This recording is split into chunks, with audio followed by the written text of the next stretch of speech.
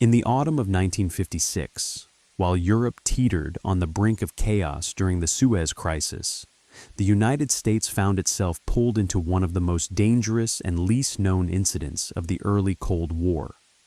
A moment when a single American spy plane, caught between storms, political miscalculations, and panicked military commanders, drifted off course toward the heart of the Soviet Union and nearly triggered a retaliatory strike on a Soviet ally, a chain reaction that could have sparked World War III long before the Cuban Missile Crisis ever existed.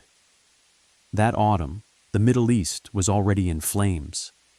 Egypt's president, Gamal Abdel Nasser, had nationalized the Suez Canal, sending shockwaves across London and Paris, who had assumed the waterway their colonial birthright.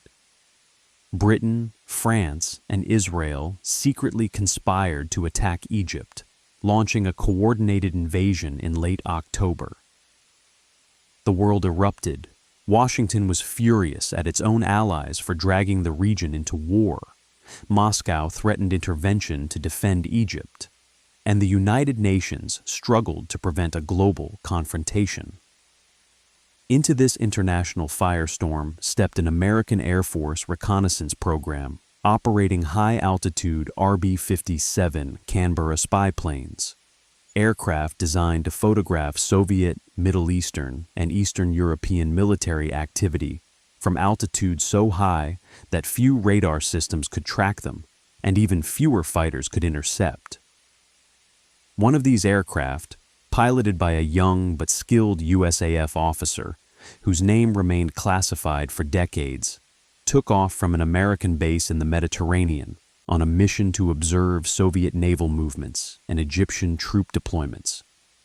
The flight plan was simple: fly south of the Black Sea, avoid Soviet airspace, photograph key Egyptian installations, and return before nightfall. But the crisis was moving faster than the reconnaissance teams could keep up. Soviet intelligence was on high alert, expecting a Western attempt to gather intel on Soviet advisors stationed in Egypt. British and French bombing of Egyptian airfields had heightened suspicion even further. The skies over the entire region were tense, crowded, unpredictable, and on that morning, a powerful weather front rolled in from the north, covering the Black Sea and Eastern Mediterranean in thick cloud layers, blinding even the most sophisticated navigation instruments. Soon after takeoff, the American pilot found his primary navigation system malfunctioning, disrupted by electrical interference from the storm. Radio contact faded in and out. Compass readings became erratic.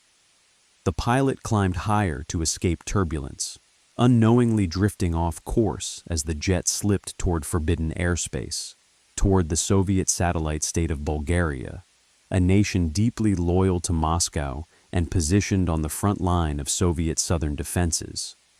Soviet radar operators, already convinced that the West might attempt a surprise reconnaissance sweep, or even military intervention to protect its interests in Suez, were scanning aggressively for suspicious aircraft.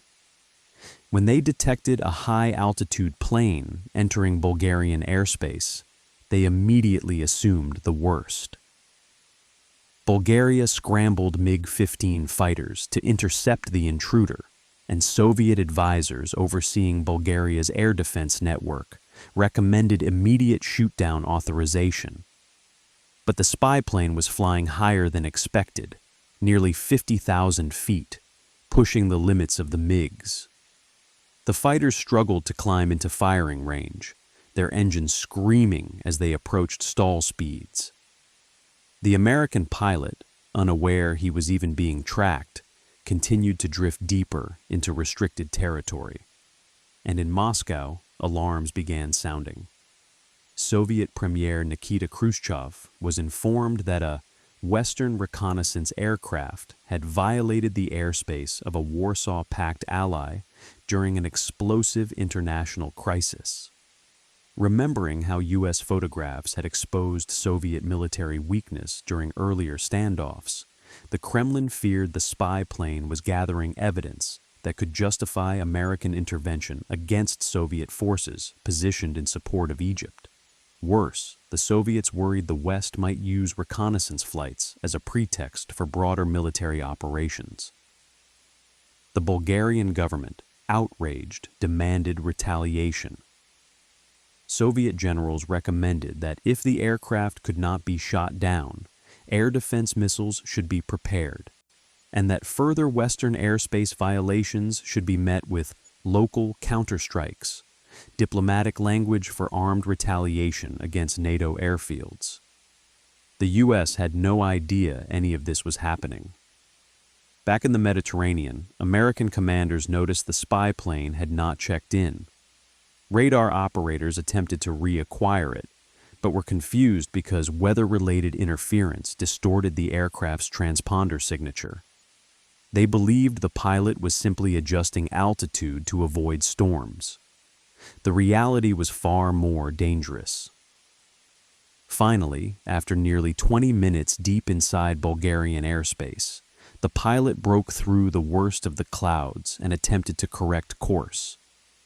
Only then did he notice several MiG-15s climbing toward him, their contrails cutting sharp white lines through the thin air. By the time he realized he was being intercepted, it was nearly too late. Bulgarian MiG pilots, receiving frantic orders from ground control to destroy the intruder before it reached the border, pushed their engines to absolute maximum thrust. One pilot managed to get close enough to fire, just as the American aircraft crossed back over the border into Turkish airspace. His cannon burst missed by only seconds. That single missed shot prevented a chain reaction that might have drawn the United States directly into combat with a Soviet ally in the middle of the Suez Crisis. But the danger didn't end there. In Ankara, Turkey, already furious at Soviet threats during the crisis, interpreted the Bulgarian MiG presence near its border as a potential air invasion. Turkish radar operators placed NATO air defenses on alert. U.S. commanders ordered the pilot to land immediately at Incirlik Air Base. When he touched down, American intelligence officers swarmed the aircraft, ordering all film sealed and all flight data classified. The pilot had no idea how close he had come to triggering a conflict. Meanwhile, in Moscow, the Soviets demanded an explanation from the United States. Khrushchev sent a blistering diplomatic message accusing Washington of supporting colonial aggression in Egypt and violating the sovereignty of socialist states. The U.S. denied everything, claiming no aircraft had entered Bulgarian airspace. Both sides lied in different ways. The U.S. to avoid escalation, the Soviets to strengthen their political leverage. In reality, both superpowers knew the truth. The world had been within minutes of a catastrophic escalation during an already volatile crisis. Only years later, after U.S. archives were declassified, did the full story emerge. Historians discovered internal memos describing how American and Soviet commanders were prepared to unleash retaliatory strikes if the aircraft had been shot down. British and French forces, already engaged in Egypt, feared the Soviets would use the incident to justify direct military intervention. And in a remarkable footnote, a Soviet officer later revealed that if the spy plane had remained in Bulgarian airspace only a few more minutes, Soviet SAM-2 missile batteries would have been authorized to fire. Precisely the same type of missile that would shoot down Francis Gary Powers' U-2 4 years later.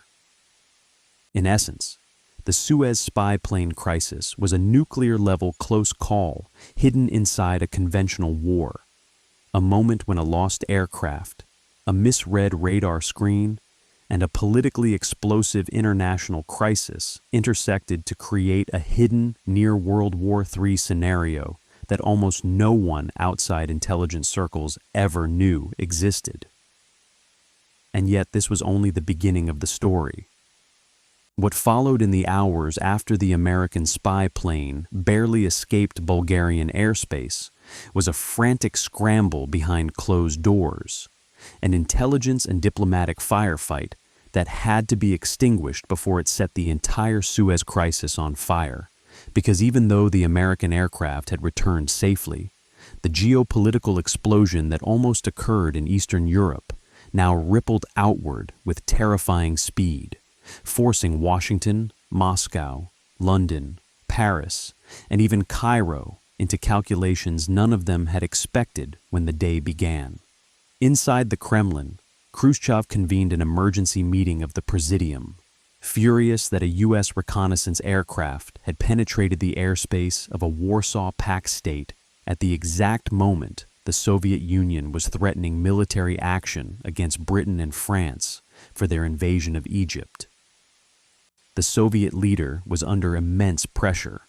Thousands of Soviet volunteer advisors were already operating inside Egypt, training Egyptian missile crews and manning anti-aircraft batteries.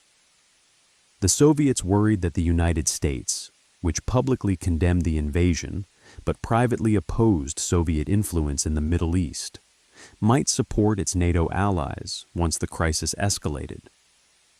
With a Western spy plane caught over Bulgaria, Soviet generals argued that this could be a prelude to a wider reconnaissance effort aimed at coordinating Western military moves in the region.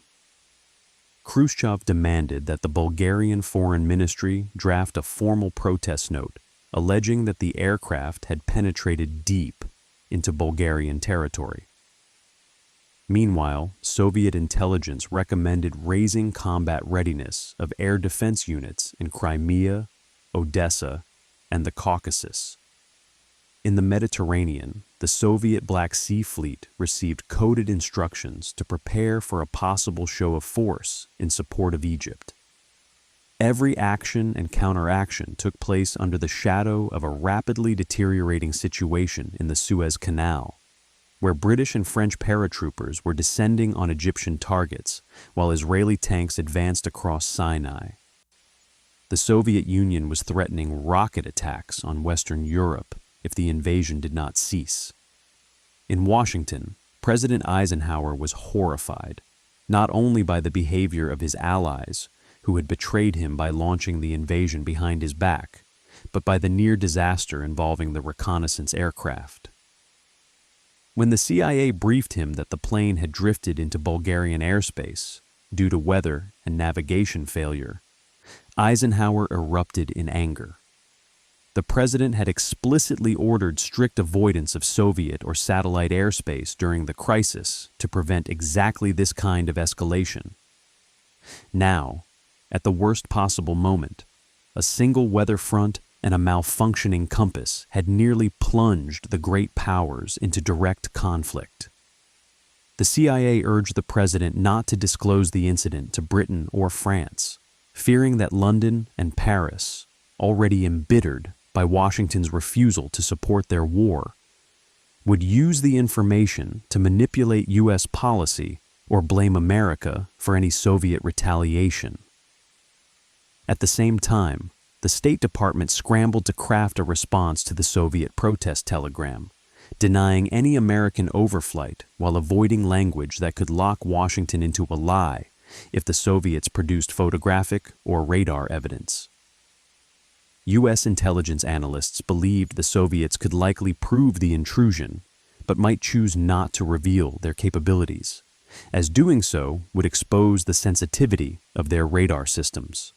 By mid-afternoon, the crisis spread into NATO headquarters in Paris, where diplomats were alarmed by the Bulgarian claims and feared the Soviets might use the incident to justify direct intervention in the Suez conflict.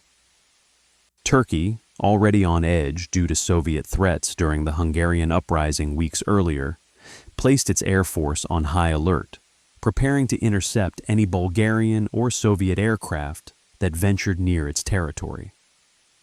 Turkish commanders believed, incorrectly, that the U.S. spy plane had been intercepted over Turkey rather than Bulgaria, sparking confusion that threatened to fracture the alliance. To make matters worse, British intelligence officers learned through intercepted communications that the Soviets had ordered their missile batteries in Crimea to enter combat readiness. London believed this meant a Soviet strike on British forces in the eastern Mediterranean was imminent. French intelligence misinterpreted the same information as evidence that the Soviet Union might bomb Paris. The entire alliance was spiraling toward paranoia. Meanwhile, inside Egypt, President Nasser received word that a Western reconnaissance aircraft had been operating near Soviet-protected zones. Soviet embassy officials in Cairo fueled suspicion by claiming the U.S. was preparing to join the British invasion. Egyptian intelligence interpreted this as potential American-Israeli collusion, pushing Nasser into a more hardline position at the very moment Washington needed him calm. In Israel, Mossad caught wind of the overflight incident through its surveillance of Egyptian communications. Israeli analysts believed that the Americans were beginning to conduct reconnaissance to evaluate Soviet and Egyptian military strength, reinforcing their hope that Washington might intervene diplomatically in Israel's favor. But the next shock came from the American military itself. A confidential after-action report from USAF Europe revealed that the RB-57 Canberra spy planes operating over the Mediterranean had suffered multiple near-navigation failures in the past 2 months due to weather and equipment issues. Several aircraft had deviated dangerously close to Eastern Bloc borders during routine missions. The report warned explicitly, during periods of atmospheric disturbance, high-altitude reconnaissance operations risk Soviet interception or misidentification. The warning had been ignored until now. Eisenhower, informed of the report only after the Bulgarian protest arrived, was livid at the Air Force for downplaying the risks. He directed that all reconnaissance flights over the eastern Mediterranean be suspended immediately, except those authorized directly by the White House. But stopping flights was not enough. U.S. diplomats now raced to prevent the Soviets from taking retaliatory action. The State Department quietly contacted India and Yugoslavia, 2 neutral nations respected by Moscow, to encourage diplomatic restraint. CIA officers in Vienna spread disinformation that the aircraft seen over Bulgaria was likely British or French, hoping to shift Soviet anger away from Washington. British diplomats caught wind of this and angrily confronted their American counterparts, escalating tension within the alliance. As the crisis spiraled, intelligence analysts in Washington grew increasingly alarmed by a chilling possibility. What if the Soviets believed the overflight was intentional? What if they thought Washington was signaling readiness to intervene against Soviet military actions in Egypt? What if they interpreted the spy plane's appearance as a precursor to American strikes on their forces? The CIA produced an emergency memo warning that the Soviets might respond asymmetrically, perhaps by shooting down a U.S. aircraft elsewhere, or by mobilizing forces in Eastern Europe to frighten NATO. The most terrifying scenario was that the Soviets might retaliate against the wrong target, striking British or French forces whom they incorrectly assumed were behind the overflight. This would lock the entire alliance into a war it had not planned for. Unbeknownst to the Americans, Khrushchev was indeed considering retaliation, not against the U.S., but against Britain and France. Soviet generals recommended sending Soviet bomber squadrons to Syria or Yemen to support Egyptian defenses. Others urged Khrushchev to destroy British bases in Cyprus using naval missiles. But before he made a decision, a new intelligence report reached Moscow. Soviet analysts reviewed radar data more carefully and realized that the intruding aircraft had been flying at an altitude unusually high for French or British planes. The Soviet Air Force recognized the profile, the US-built RB-57 Canberra, capable of far higher altitudes than British or French bombers. That single realization changed everything. Khrushchev now understood the aircraft was American. But why had it entered Bulgarian airspace? Was it deliberate intimidation or an accident? Soviet military advisors pushed for a show of strength. Khrushchev considered the options. But ultimately, he calculated that confronting the United States directly could push the crisis beyond Egypt into a global conflict neither side wanted. The Soviet protest to Washington was downgraded. The threat softened, and despite internal fury, Moscow chose not to escalate. But the danger was not over, not yet. That night, Soviet propagandists published a statement accusing Western imperialists of violating the sovereignty of a socialist state, but notably omitted reference to the United States by name. U.S. analysts interpreted this omission as a sign the Soviets were backing down. British and French officials misinterpreted it as the Soviets preparing a direct strike. Turkey misinterpreted it as a possible attack on its eastern frontier. Egypt misinterpreted it as American involvement in the Suez invasion. Each misunderstanding created new tension because one American plane had drifted off course by less than 100 miles. And while the world never knew, intelligence chiefs in Washington understood that they had just survived a hidden trigger event, one that came within minutes of creating a three-front war involving the United States, the Soviet Union, NATO, and the Middle East. And the most chilling truth was this: the pilot still had no idea how close he had come to ending the world. As night fell across Europe and the Middle East, the chaos caused by the stray American spy plane began shifting into a second and even more dangerous phase. Because now the militaries, intelligence agencies, and political leaders of half a dozen nations were reacting not to facts, but to their own interpretations of the incident, interpretations filtered through panic, secrecy, and the distortions of Cold War suspicion. And in that volatile atmosphere, even routine troop movements or radar blips risked triggering a chain reaction nobody could control. In London, British Prime Minister Anthony Eden received an intelligence briefing that exaggerated Soviet mobilization in the Black Sea, suggesting Soviet aircraft were preparing to launch punitive strikes if the Suez invasion continued.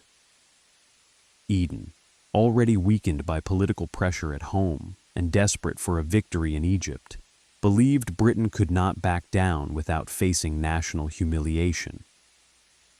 He interpreted the overflight incident as evidence that the Soviets were actively searching for weaknesses in Western defenses, and he ordered British anti-air batteries in Cyprus and Malta to increase readiness. French leaders, receiving similar intelligence, panicked even more. They feared that the Soviets might attack French bases in North Africa, so they scrambled Mirage the 30 fighters and ordered naval task forces in the Mediterranean to track Soviet submarines. Israeli intelligence, meanwhile, intercepted Soviet naval signals indicating heightened activity in the Black Sea Fleet, which they misread as a sign the Soviets might intervene militarily on Egypt's side, prompting Israel to rush reinforcements to the Sinai front. Even Egypt, which desperately needed clarity amidst the chaos, became more confused. Soviet advisors in Cairo privately told Nasser that the overflight meant the Americans were gathering intelligence to support British and French war planning, a claim that further damaged the already fragile trust between Washington and Cairo. But the most dangerous reactions were coming from Eastern Europe, where the Soviet Union still reeled from the brutal suppression of the Hungarian uprising just days earlier. Soviet generals feared that enemy aircraft might be using the Suez Crisis as cover to infiltrate Warsaw Pact airspace, or supply Hungarian rebels. In East Germany, the Soviets ordered their Air Defense Command to prepare for potential hostile incursions. In Poland, Soviet radar crews received new instructions to track high-altitude aircraft, instructions they interpreted as a warning that war might be imminent. Even in Bulgaria, ground forces were ordered to fortify anti-air positions for fear of further American overflights. Meanwhile, in Washington, the CIA produced an emergency assessment titled Risk of Soviet Misinterpretation, warning that all sides were reacting to shadows rather than reality. The same report noted that the Soviet Union might already be convinced the spy plane had been on an intentional mission to test Bulgarian defenses. This fed into a growing Soviet belief, based on paranoia, that Washington might secretly support Britain and France despite public condemnation. This misunderstanding created a spiral of fear inside the Kremlin, where Khrushchev received contradictory intelligence summaries. Some claimed the U.S. had lost control of its military. Others suggested the overflight was deliberate. Soviet generals argued that if the U.S. was coordinating air reconnaissance with the Suez invasion, Moscow should deploy bomber squadrons to Syria, attack British ships, or at least send submarines into the eastern Mediterranean. One reckless suggestion even proposed shooting down an American aircraft in a location that could not be traced back to Soviet territory, a dangerous strategy involving plausible deniability. Khrushchev rejected that plan, but the fact that it was even proposed showed how close the crisis had come to crossing a fatal line. Back in Ankara, the Turkish military was preparing for what it believed might be a Bulgarian or Soviet incursion. Turkish radar had tracked the Bulgarian MiGs earlier in the day and assumed they had pursued an American aircraft into Turkish territory. In reality, the MiGs had turned back, but the radar tracking was distorted by weather and inconsistent signatures. Turkish commanders interpreted the blips as evidence that Bulgarian fighters had attempted a cross-border provocation. In response, Turkey mobilized additional F-84 Thunder jets and ordered its eastern frontier units to prepare for unusual air activity. Because Turkey was a NATO member, this misinterpretation placed the entire alliance on the verge of being forced into a collective defense response over a misunderstanding. American diplomats in Ankara scrambled to de-escalate, but Turkish military leaders refused to stand down without explicit confirmation from Washington that the aircraft in question had not been attacked. Yet Washington could not provide that confirmation without admitting the spy plane had violated Bulgarian airspace, which would trigger Soviet retaliation. Every diplomatic path was blocked by secrecy. Meanwhile, France received intercepted Soviet communications suggesting an asymmetric response against the Suez invaders, which French intelligence analysts interpreted as an imminent Soviet strike on French territory. In response, France placed its early warning radar network on maximum alert, a move that ironically made it more likely the French might misinterpret a false alarm as an attack. In one instance, a flock of migrating birds triggered a radar warning over the Mediterranean, causing brief panic inside the French Air Defense Command. Panic that subsided only after controllers confirmed the altitude signature did not match hostile aircraft. At NATO headquarters, confusion grew worse. The alliance received conflicting reports from Paris, London, Ankara, and Washington. Some claimed Soviet bombers were mobilizing. Some said Bulgarian aircraft had attempted to invade Turkey. Others insisted the incident had been resolved. The lack of clarity made it impossible for NATO to form a unified response. Secretly, NATO commanders feared that if the Soviets believed the spy plane incident was deliberate, they might retaliate against a NATO member, forcing NATO into a war even if the United States wanted no part of the Suez invasion. And amidst all of this, the American pilot at the center of the crisis spent most of the night debriefing, unaware of the international shockwaves he had caused. USAF intelligence officers demanded he recall every detail of the flight path, engine performance, altitude changes, and navigation failures. The pilot insisted he had tried to correct the course the moment he realized something was wrong, but his instruments had malfunctioned in severe weather. He asked if he would face disciplinary action. The officers couldn't answer. Instead, they classified the entire debriefing and instructed him never to discuss the flight, even with other pilots. While the military interrogated the pilot, the CIA was analyzing the film he brought back. The reconnaissance photographs showed nothing related to Bulgaria, but they did capture Soviet naval activity in the Eastern Mediterranean, including submarines that the Soviets had denied deploying. This made the intelligence extremely valuable. Some CIA analysts believed the overflight was worth the political fallout. Others warned that using the film in any strategic analysis could risk exposing the incident. More urgently, the White House convened a secret meeting with senior intelligence officials. Eisenhower demanded to know whether the spy plane could have been mistaken for a bomber. The answer was yes. At high altitude and at certain speeds, the RB-57's radar signature resembled that of a modified medium bomber. This meant Soviet radar crews might have interpreted the intrusion as a possible nuclear strike probe. That possibility horrified the president. A nuclear strike probe, testing enemy air defenses, was a standard tactic of both superpowers. If the Soviets believed the U.S. was probing defenses over Bulgaria, they might assume a broader attack was coming. In Moscow, Soviet generals had argued exactly that the overflight could be a precursor to Western action in the Black Sea or Caucasus. Only Khrushchev's caution prevented a massive escalation.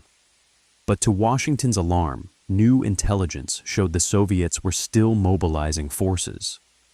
Soviet bomber regiments in Ukraine were moving onto runways. Submarine crews in Sevastopol were receiving sealed orders. Anti-air missile batteries in Crimea remained on heightened alert. The Soviets had not forgotten the incident. They were waiting to see if it would happen again. In response, the U.S. grounded all high-altitude flights in the region. But there was a problem. The British, desperate for intelligence over Egypt and still furious at the U.S. refusal to support the invasion, had secretly ordered their own Canberra reconnaissance flights. If one of those aircraft wandered near Eastern Bloc airspace, the Soviets would likely assume the Americans were still conducting overflights, and this time they might retaliate. American diplomats confronted their British counterparts, warning them that their flights risked triggering a war with the USSR. The British were outraged, insisting they had a right to operate reconnaissance over Egypt. One British official allegedly snapped, "If Washington won't stand with us in Suez, then don't lecture us on our intelligence operations." For the next several hours, the U.S. and Britain engaged in bitter arguments while the Soviets remained on high alert. The entire balance of the Cold War was held hostage by mistrust between supposed allies. The crisis spiraled behind closed doors, intensifying overnight. And throughout the night, as radar operators from Cairo to Moscow to Ankara stared at their screens, any false signal, any storm, bird flock, malfunction, or stray aircraft could have ignited a war.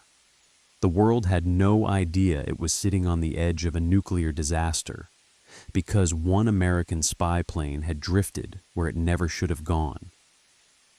Dawn broke on November 18, 1956, with none of the tension diminished. In fact, the crisis reached its most dangerous point as the world awakened to a Cold War landscape, humming with miscalculation, secrecy, and military readiness that was now completely detached from the truth of what had happened the previous evening. And the lack of clarity meant that every actor, Washington, Moscow, London, Paris, Cairo, Ankara, and even Tel Aviv, was now acting based on fear rather than strategy, creating overlapping escalation spirals that could collide catastrophically. Inside the Kremlin, Khrushchev received a newly compiled overnight intelligence brief summarizing intercepted Western diplomatic traffic, radar reports from Bulgaria and Romania, and sightings by Soviet Black Sea Fleet vessels. Tragically, the report combined real data with flawed assumptions and outright speculation, producing a narrative that was deeply wrong, yet terrifyingly convincing. That the stray American aircraft had been the first part of a coordinated NATO reconnaissance pattern designed to test Eastern Bloc readiness during the Suez conflict. According to the report, the aircraft had not simply strayed off course. It had deliberately flown into Bulgarian airspace to gauge how fast Soviet-aligned air forces could respond, how quickly radar networks could track, and whether Eastern European states might break under pressure. To Khrushchev and the Soviet General Staff, this interpretation made perfect sense.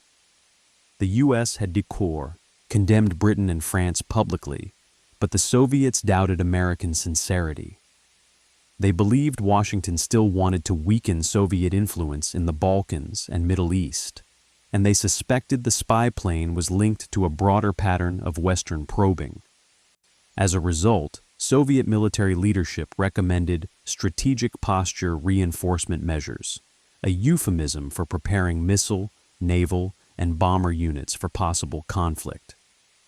But the most dangerous recommendation came from Marshal Zhukov himself, who suggested that unless the West issued an immediate apology, the Soviets should demonstrate capability to retaliate proportionally. In practice, this meant possibly targeting a Western asset, maybe a reconnaissance aircraft, maybe a naval ship, somewhere in the Mediterranean. Khrushchev hesitated, knowing such a move could spark a general war, but the pressure on him was intense because at that very moment, the Suez conflict was turning against Egypt.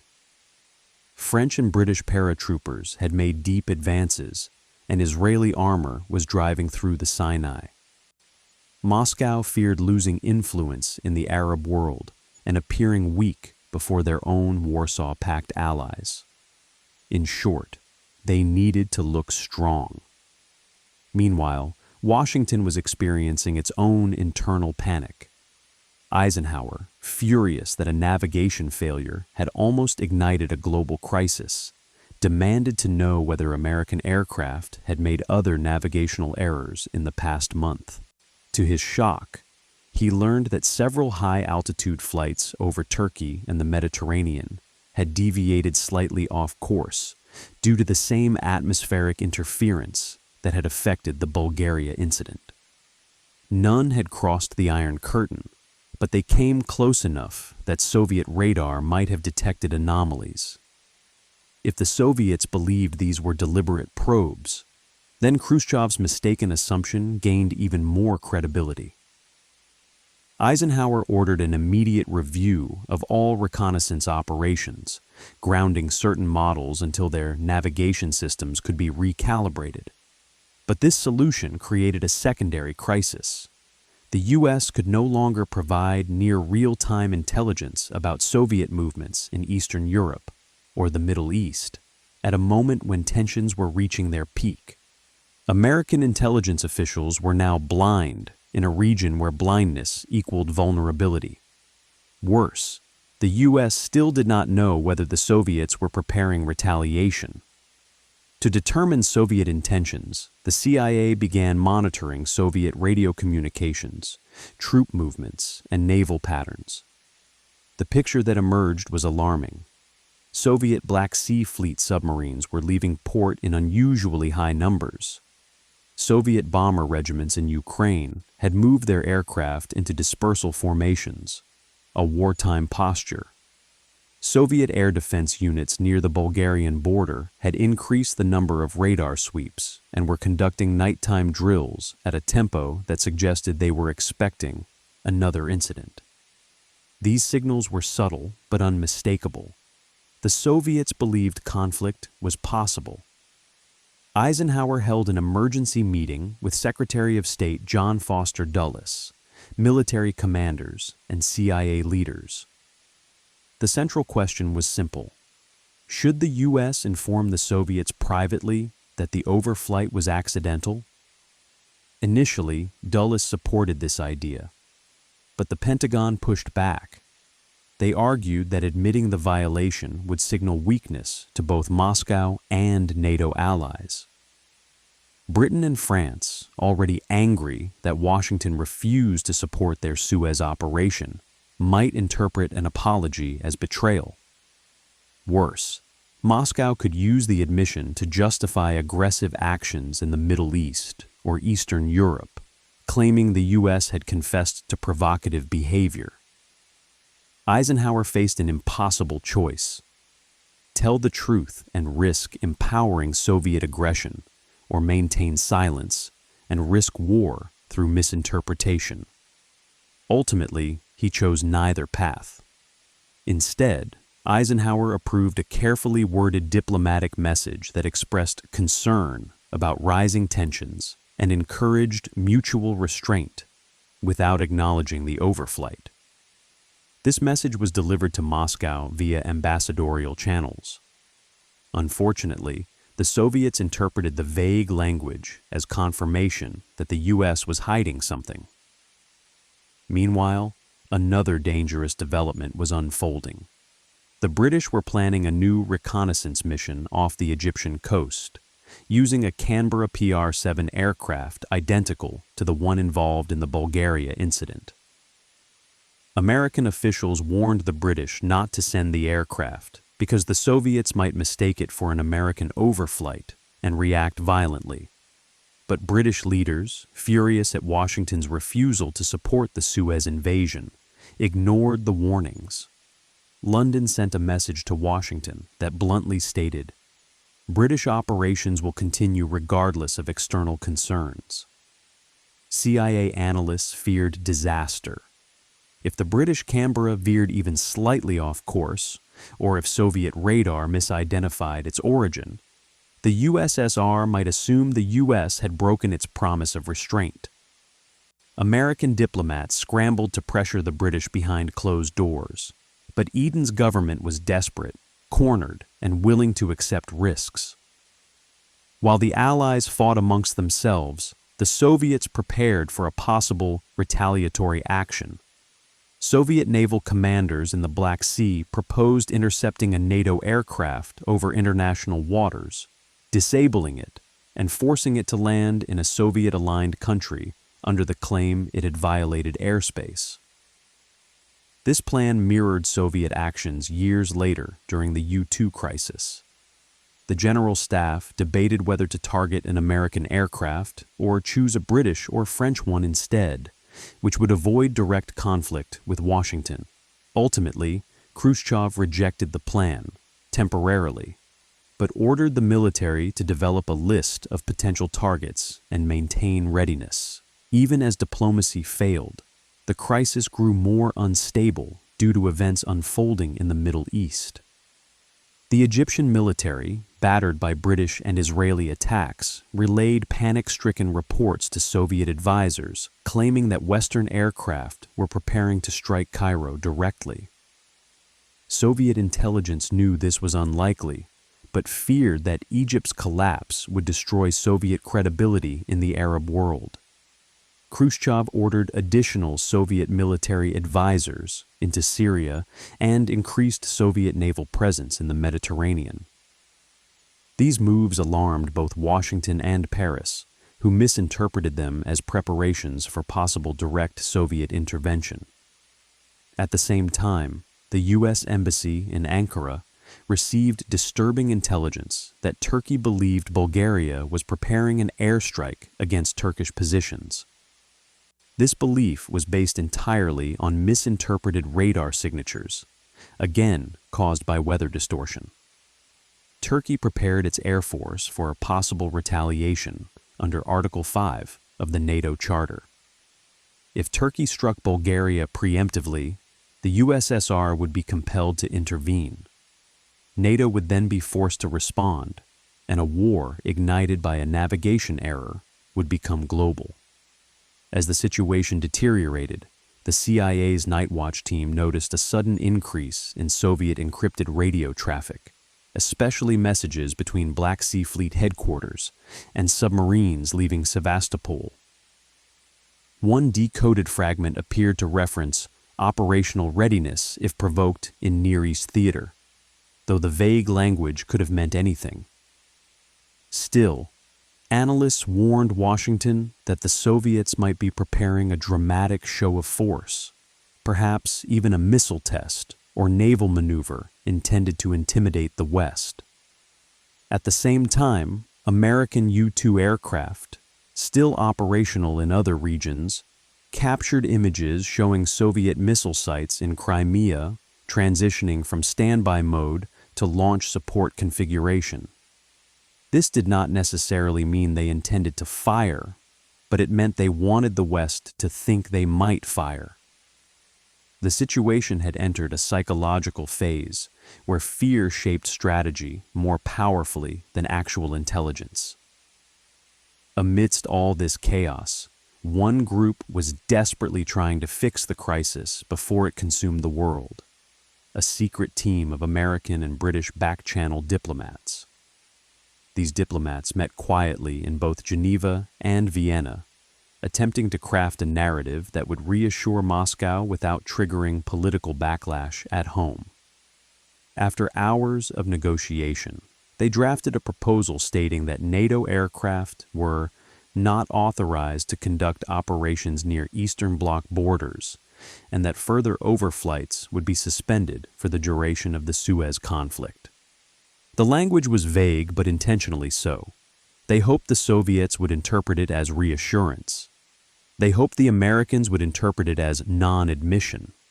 They hoped the British and French would interpret it as irrelevant to their Middle Eastern operations. But none of this addressed the core problem. The Soviets were reacting to fear, not facts.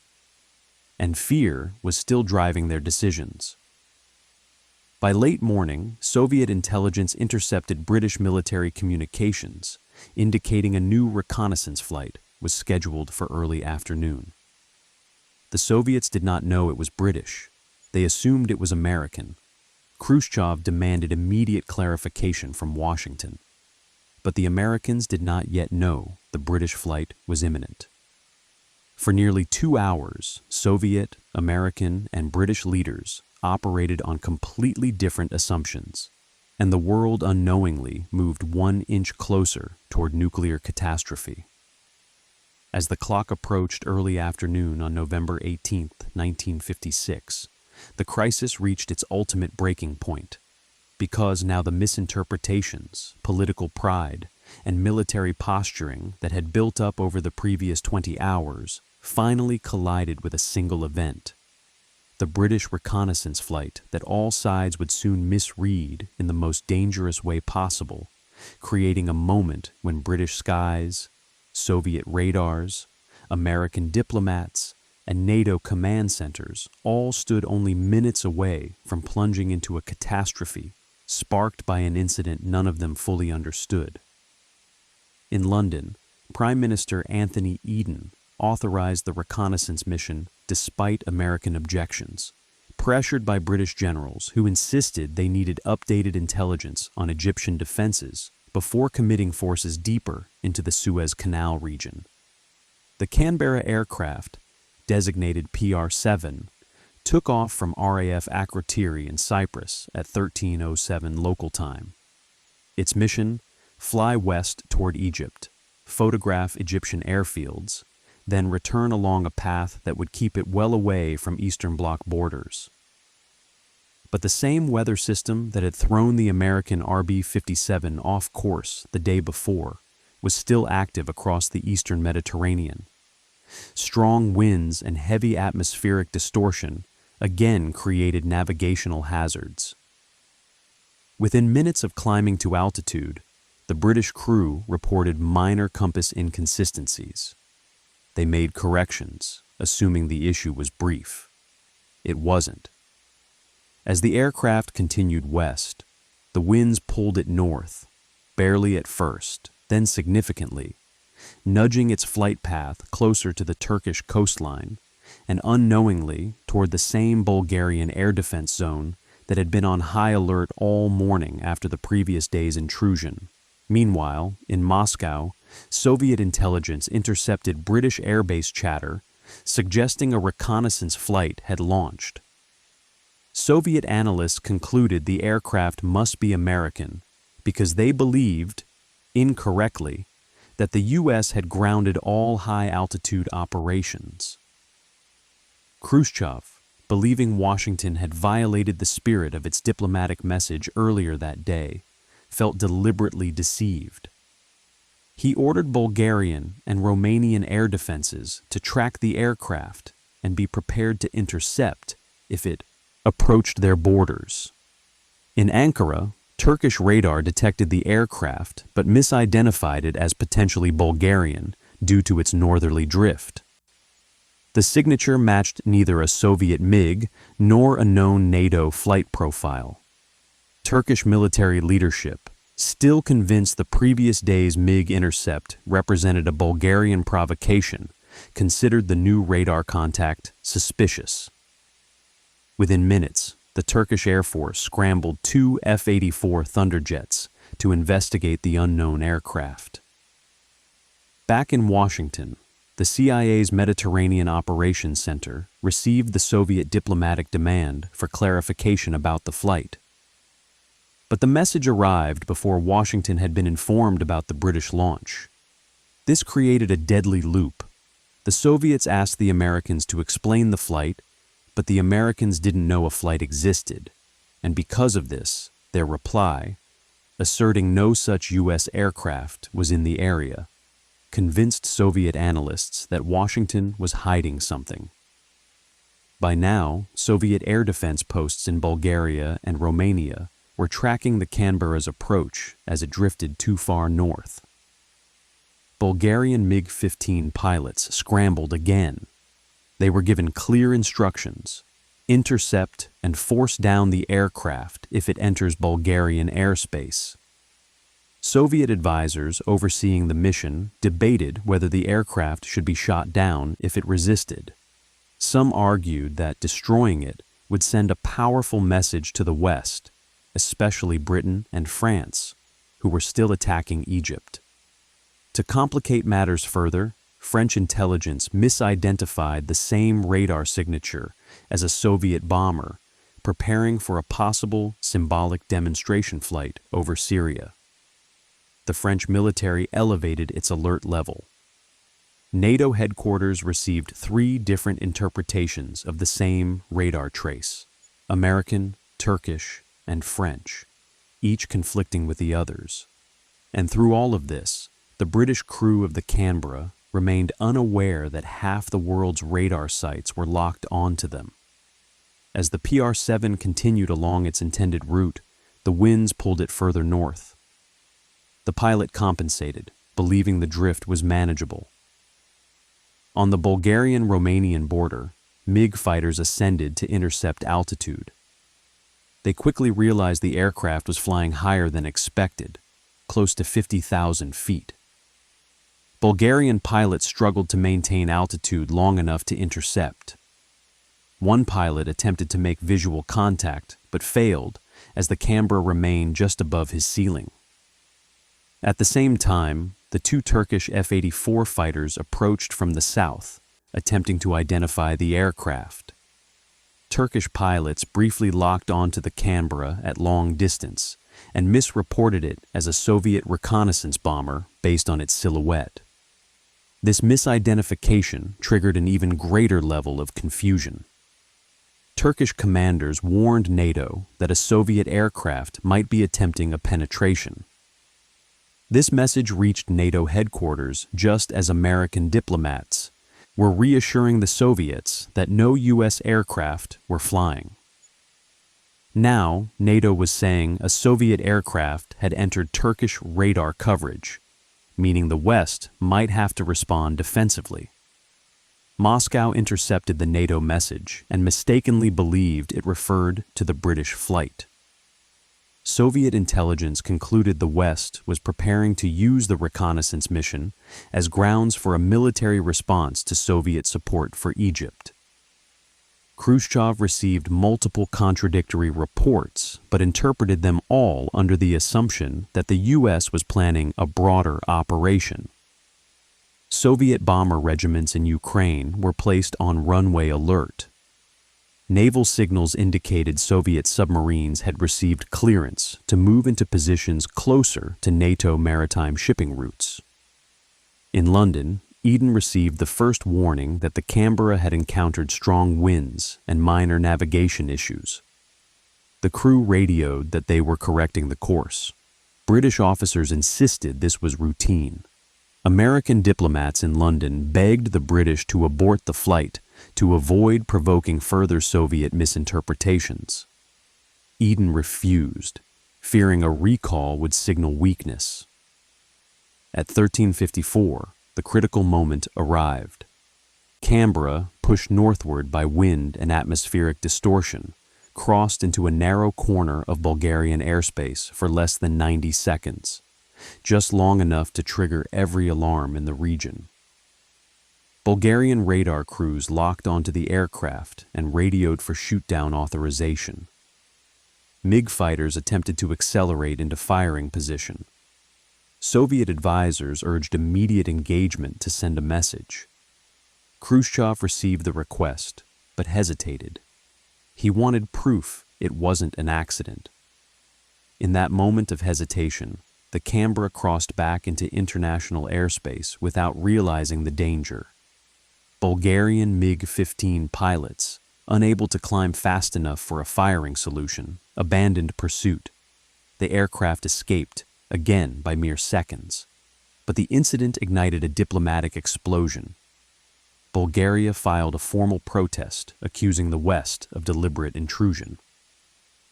The Soviets, now convinced the U.S. was indeed orchestrating high-altitude reconnaissance during the Suez conflict, prepared a formal ultimatum warning that further violations would force appropriate defensive actions. In Washington, when the CIA learned the aircraft was British, not American, panic set in. The Soviets believed the U.S. had lied. The British believed the U.S. had interfered. The Turks believed they had nearly been attacked. NATO believed the Soviets were preparing a demonstration strike. And the French feared the Soviets were planning retaliation for the Suez invasion. The crisis finally broke only because the United Nations forced a ceasefire in Egypt on November 19th, relieving pressure on all sides. Soviet mobilization slowed. British operations halted. American diplomacy finally managed to cool tempers. And the truth about the spy plane incidents, the American RB-57, British Canberra, was buried under layers of classification for decades. Only in the late 1990s did historians begin to uncover the full story, how two reconnaissance aircraft, pushed off course by a storm, nearly triggered World War III, how misinterpretation, secrecy, and fear magnified every radar blip into a perceived attack, and how political leaders, blinded by their own agendas, allowed a simple navigational error to almost ignite a global catastrophe. The Suez Spy Plane Crisis remains one of the Cold War's least known but most dangerous moments, a crisis in which the world stood minutes from catastrophe, not because anyone wanted war, but because everyone believed the other side did.